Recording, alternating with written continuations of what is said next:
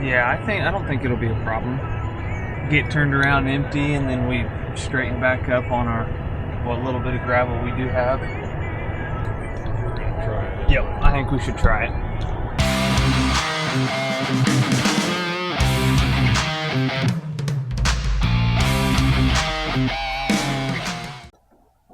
Didn't realize how hard that was to do one-handed.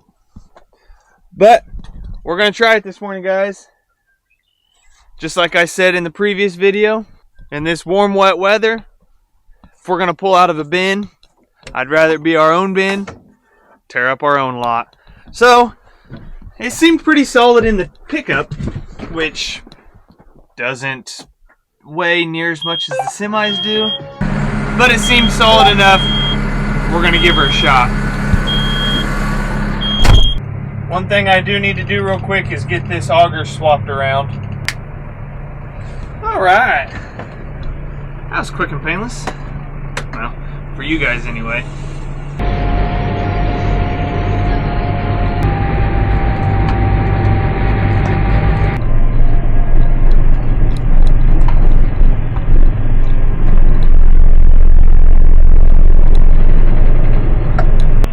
So this bin, obviously it's an older bin, but it actually just got a brand new unload, floor, auger, everything put in it a year or so ago.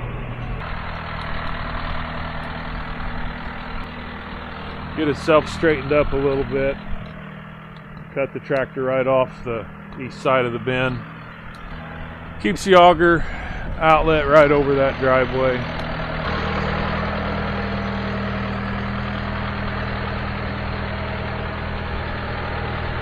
We'll give that a shot.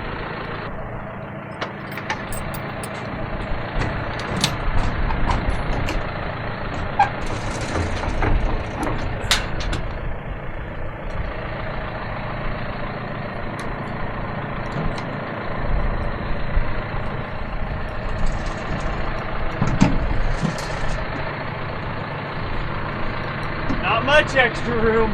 No, it's tight. But it fits. And I'd say that's about perfect. Yeah. Oh yeah. Definitely close enough. Over the driveway, good deal.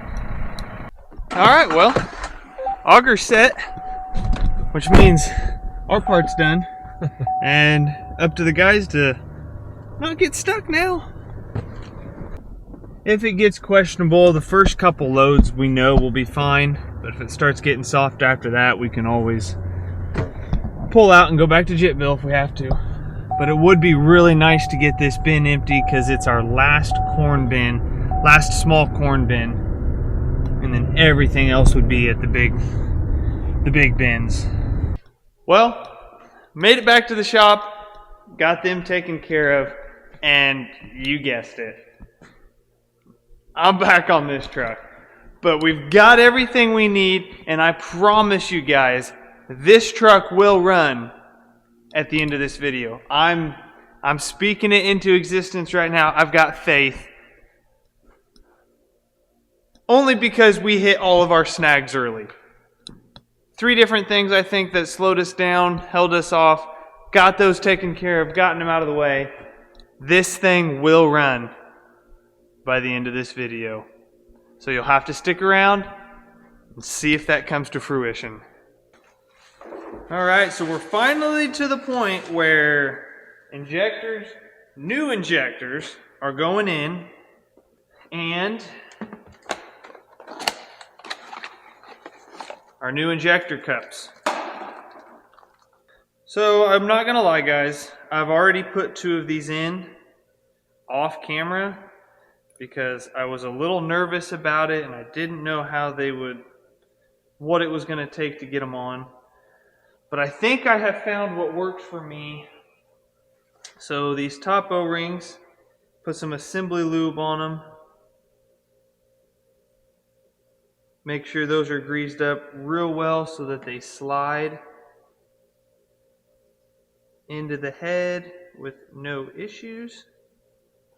And then this bottom mating surface that goes into the cylinder head gets a good coating of red Loctite. How much? I don't know. But Grandpa always said, if a little's good, a lot's got to be better. So this cup gets put in right here. Make sure the red Loctite doesn't touch anything. And then I can, I'm right hand handicapped, so get my left hand in here. And you can, I got it past the first O-ring. And then basically all I've been doing is taking a 1/2 inch, it's a 19 millimeter with a rag on it so I don't mar anything. Just putting it right on top of it and giving it some real easy love taps. So we need a little assembly lube on that for the O-ring. I learned very quickly it does not take a lot of that stuff to go far enough. And then I'll put a little bit right up here at the tip, just enough to hold my crush washer. And then put my hold down around it, and it's ready to go in.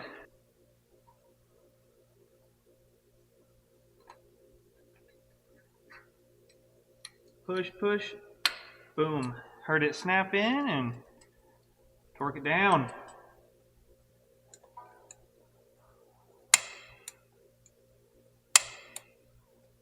Well, it seems easy enough, but the unfortunate part about this is that until everything is covered up, the entire truck is back together, there's really no way for me to know whether I did something wrong there. So I just got to trust that people on the internet know what they're talking about. Well, that doesn't give me very warm fuzzies. But oh well, that's where we're at. So I'm going to go ahead and get these other 5 in and let you guys know if I have any snags.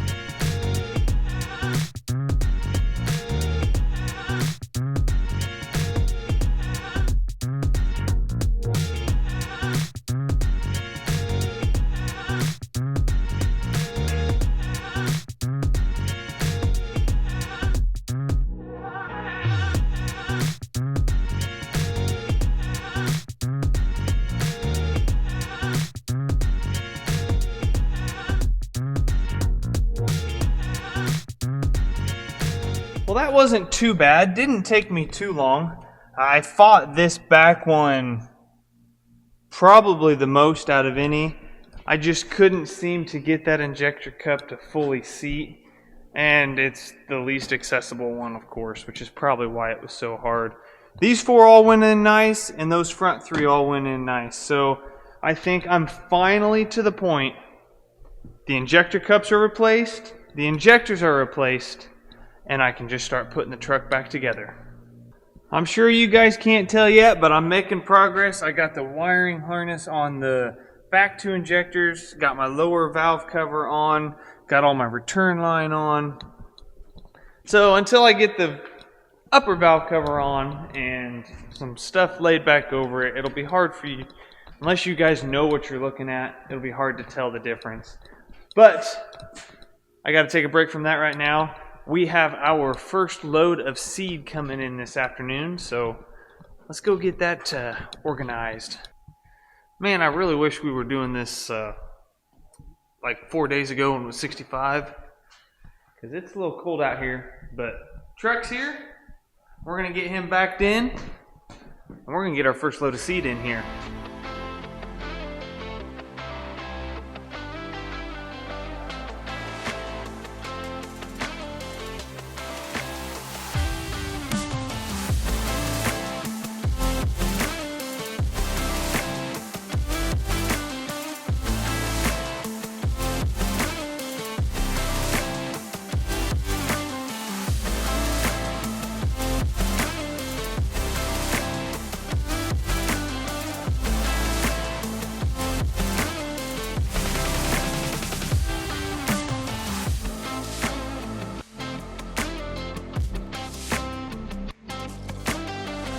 Alright, well that was pretty painless when you got a fork truck that can move it all. Had 2 guys in there moving seed around in the trailer. It's definitely easier with 2. 1 guy could do it, and we've done it with 1 guy before. Yeah. But it's a lot easier with 2. So always times I'm hauling my own. I did both. Everything. No thanks. That would take a while. But all right. Always feels good to get that first batch of seed in. Because if nothing else, we got some seed to we can get started. You want to get stuff moved around tomorrow and go check fields? I don't think we have to worry about that. Nope. It's a little early for that. Well, we finally got the applicator out here, and not so much got it backed out, and Dustin thinks he needs to pull the semi in. I don't think I do. I was told to. Ah, what'd you break this time? A bearing. That's what happens on these that constantly getting drove in the salt. That one's obviously still good. Yeah. But that one, there's not much left of it. Well, I don't know how much the camera can pick it up, but that shouldn't happen. Nope, so hopefully we'll get them all changed. Yeah. And be good as new for a few years. Wow, that's pushing it. I'd say maybe till harvest. Cause high hopes. Yeah, you gotta think. This has been the first set I've ever changed since I've been with you guys. So that's true. They don't go out very often, but when they do go out, they definitely get hard to turn. Yep. Slowly working on taking all these bolts and nuts apart that are nice and rusted. It's just like the sidebar. Everything I work on is rusted. Hey, that's what you get for. I never have hardly a clean surface to work with. It's always. Hey, go ahead and get those off. Yeah, then we'll. The ones you put back on, I'll make sure they're. Oh, okay. Oh, okay. Oh. At least they do that. The side dress bar, they make me put the rusty ones back on. Ooh, I don't know if we're gonna have enough power to do that. Here she is. That's nice and loud on the left ear.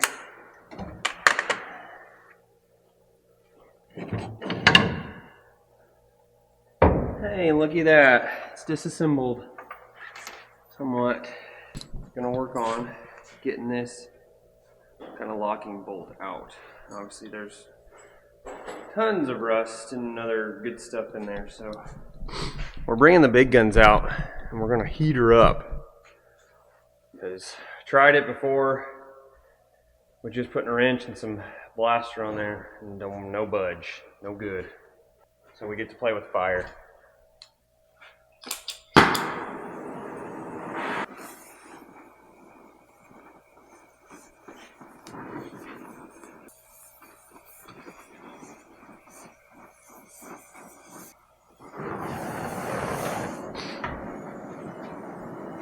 Oh, yes.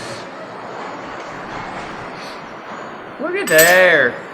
Just remember, don't touch it because it's about 500 degrees. I mean, you can touch it if you want to. I don't volunteer. All right. I don't know. You bring me some goodies? Brought you 6 goodies. I didn't need 6. I only need maybe 2.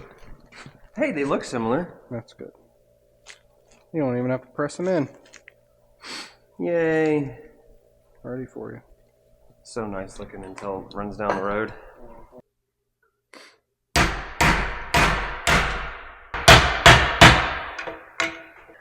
Well, dead battery. Resulted in about 15 minutes of progress to here. I got the U-joint off of this end of the shaft. Was able to get that bearing out. Now working on the opposite end bearing.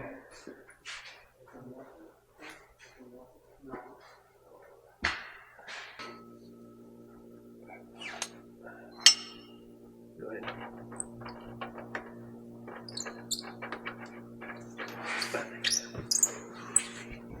You can adjust this.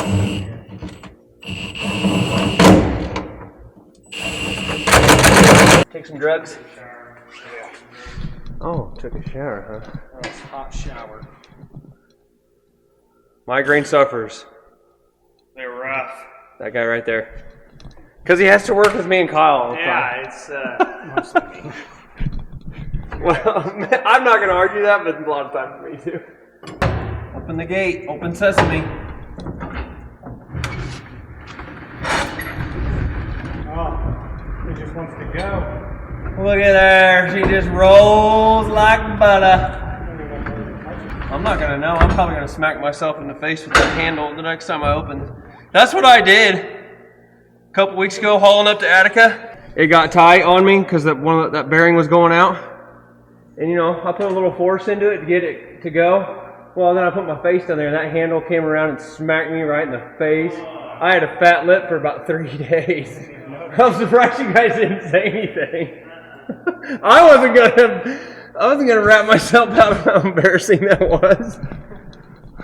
36-year-old guy smacks himself in the face. Not normal.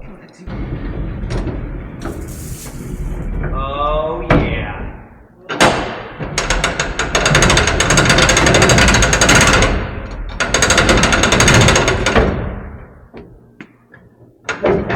Yep, and she even locks a little bit tighter too. Well done. Now they won't hear me complain for a time period. Probably still complain, but it'll be about something else now. All right. Looks more like a typical engine bay finally. I don't have any parts left over, so except for the stuff I replaced. We got a bunch of coolant in it. We've primed it a ton. I'm sure there's still a bunch of air in the system, so there's going to be a lot of cranking, but let's see if this thing will start. It has not ran yet, so you guys are going to figure it out with us.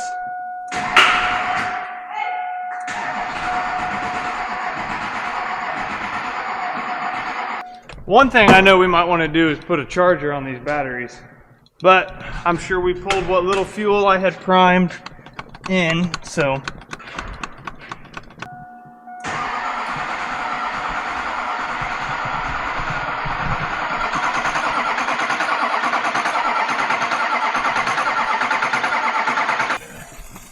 Oh, it's air.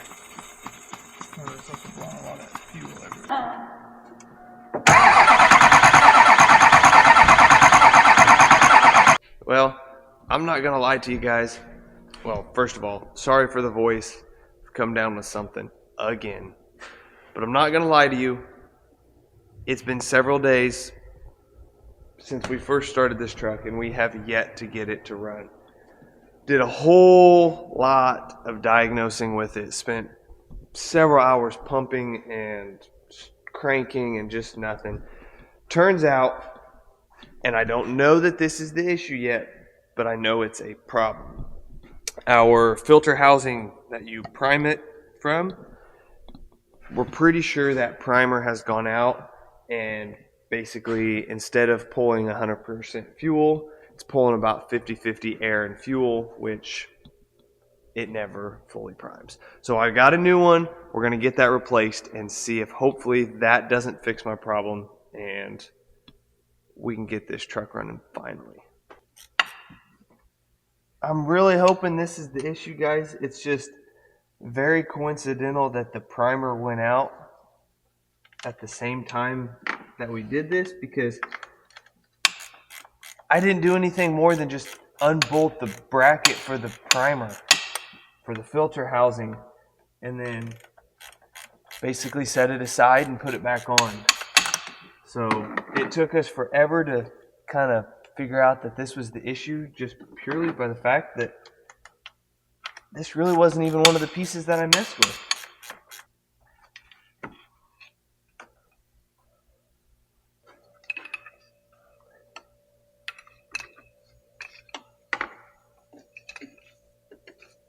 All right, here's the test. Let's see if we can get this thing primed. Okay, well, that was quick. Let's see if we can build pressure. Oh, guys.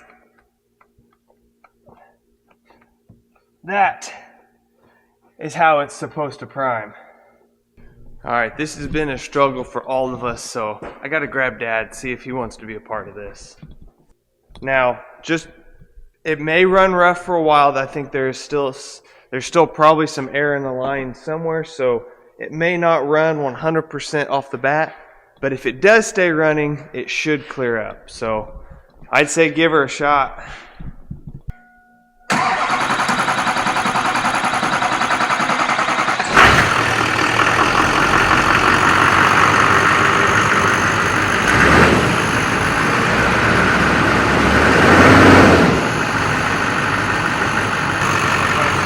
It's not smoking and she sounds smooth. Something so simple that wasn't even related to the injector replacement. I mean, it just replaced it. That's what's frustrating. Yeah. Yeah, that filter head housing's not, the old one wasn't even 2 years old. So it wasn't really on our radar of needing replaced, but no white smoke. She sounds good, guys. Well, she sounds normal. Alright, well, we just put about 50 miles on the truck. Got it back in here. We're going to let it cool down. Check everything over. Top the coolant back off. It ran flawlessly. So I'm going to call my first injector swap successful. And it's time for your guys' fact. So Big Bend National Park, which is pretty remote down southern Texas, right on the border actually, is a location where people used to go to heal their ailments because there are natural hot springs down there that has 105-degree water coming out of the ground. And I'm pretty sure, I don't know if it'll happen this summer or next summer, but that's gonna be my wife and I and family, next big national park trip. So hope you guys enjoyed the video, like I said, and we'll see you in the next one.